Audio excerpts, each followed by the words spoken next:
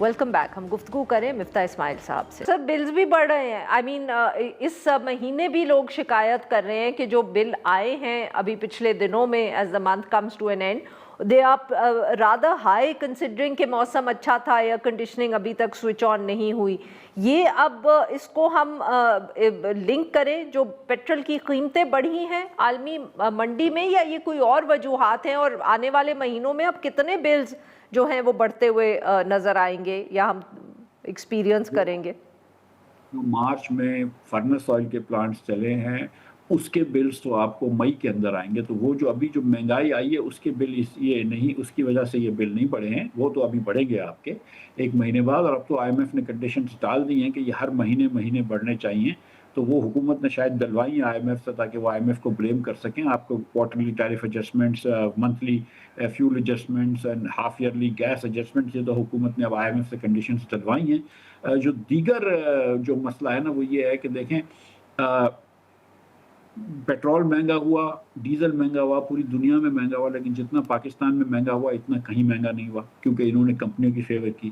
اس طرح آپ دیکھ لیجئے کہ 1-2 سال سے حکومت پاکستان کا جو فیورٹ جو وہ ہے ٹارگٹ ہے وہ سولر پہ ہے کہ گھر میں جس نے سولر لگا لیا اور تھوڑی سی سستی بجلی اپنی بنا لی اور 64 روپے کی یا 60 روپے کی بجلی حکومت سے نہیں لی, اس کو ٹارگٹ کیا ہوا ہے. تو اب انہوں نے ایک نیا قانون نکالا ہے کہ آپ نے اگر گھر پہ 5 میگا واٹ بھی لگایا تو آپ سے نیپرا 5,000 روپے لے گا اور آپ کو لائسنس دے گا.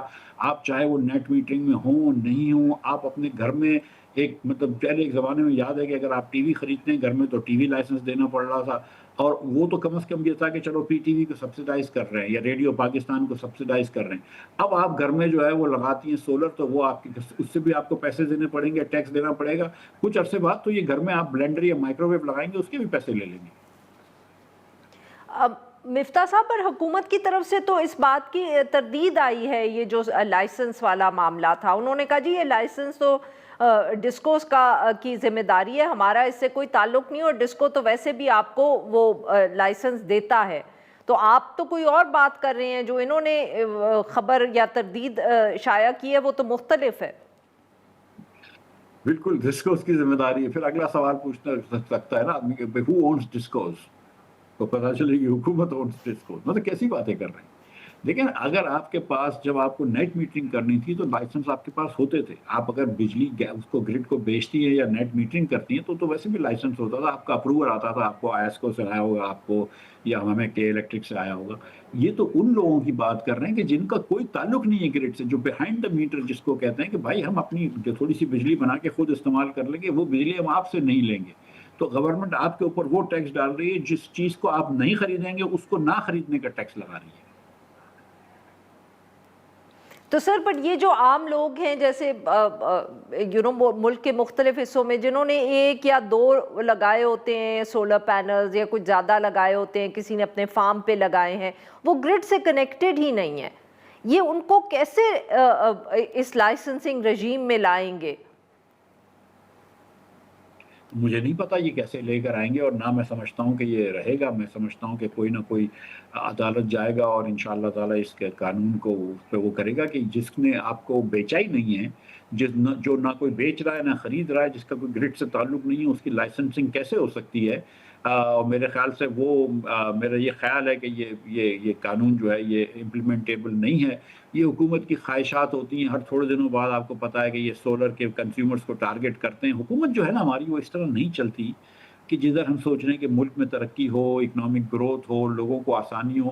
حکومت اتنی ٹریپ میں پھنس گئی ہے, فسکل ڈیفیسٹس اتنے بڑھ گئے ہیں کہ وہ ہر طرف سے ان کو پیسہ چاہیے کہ یہاں سے پیسہ لے لو, وہاں سے پیسہ لے لو, سولر والے سے پیسہ لے لو, مڈل کلاس سے پیسہ لے لو, پیٹرول بھرانے والے سے پیسہ لے لو.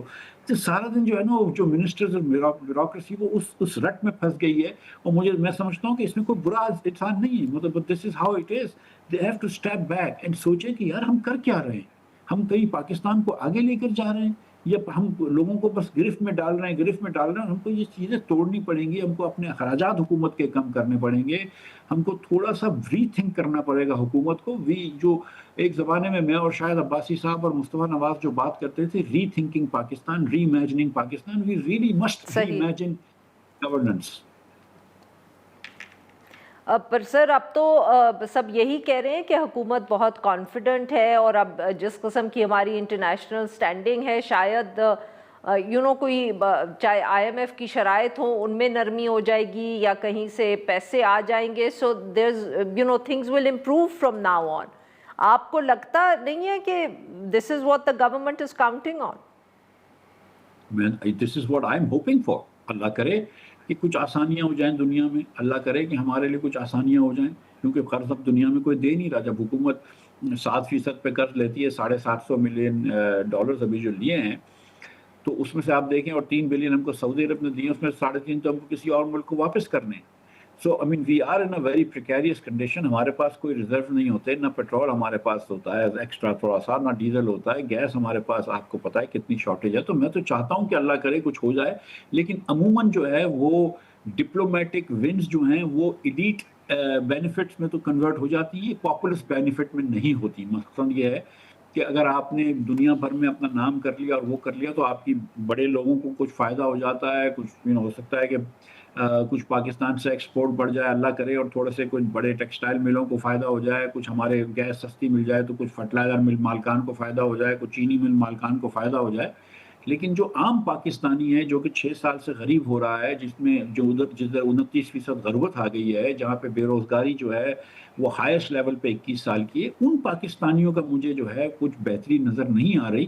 اور ابھی یہ جو یوفوریا اترے گا, اللہ کرے یہ ہو جائے کامیاب اسلام آباد ٹاکس, ہم نے تو بہت اچھا کام کیا ہے سفارتکاری میں, لیکن جب یہ یوفوریا اترے گا تو لوگ یہ کہیں گے کہ ٹھیک ہے سفارتکاری آپ کی اچھی تھی, لیکن آپ کی معاشی پالیسی تو اچھی نہیں ہے. شہباز شریف صاحب آج 4 سال سے اس حکومت میں بیٹھے ہوئے ہیں, اور 4 سال میں شہباز شریف نے اکنامک گروتھ نہیں دی ہے. ریئل انکم جو ہے وہ شہباز شریف صاحب کے دور میں کم ہوئی ہے. تو ہم یہ نہیں کہتے کہ وہ برے آدمی ہیں, ہم یہ نہیں کہتے کہ خدا نخواستہ وہ اچھی محنت نہیں کر رہے, لیکن ہم یہ تو کہہ سکتے ہیں نا کہ شہباز شریف صاحب جو ہے وہ گروتھ دینے میں کامیاب نہیں ہوئے. ان کی حکومت یا ان کی پالیسی یا ان کا مائنڈ سیٹ جو ہے وہ پاکستانیوں کو آگے نہیں بڑھا پا رہا ہے. ہم اسی رٹ میں پھنسے ہوئے ہیں کہ جہاں پہ کبھی سپر ٹیکس لے لو, کبھی یہ سرچارج لے لو, کبھی وہ سرچارج لے لو, کبھی نیپرا کے ذریعے ٹیکس لگا دو, کبھی ذریعے ٹیکس لگا دو. بہت بہت شکریہ سر, آپ نے ہمارے لیے وقت نکالا. آج کے لیے بس اتنا ہی. We will be back on Monday now.